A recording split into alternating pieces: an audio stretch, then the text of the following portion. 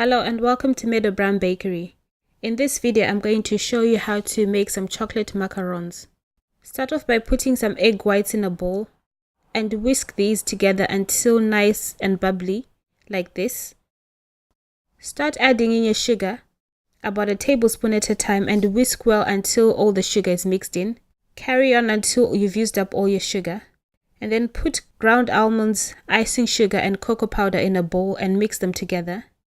Add some vanilla extract into the egg white mixture.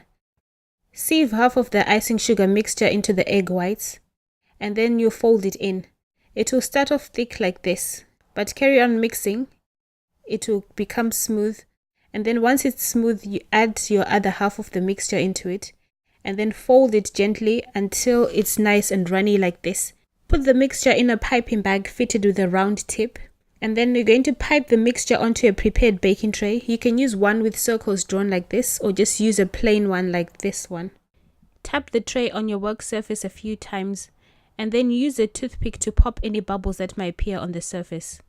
And then leave this to set until it develops a skin. When the skin develops, you can run your finger on it or touch the top of it, and there'll be no mixture left on your finger.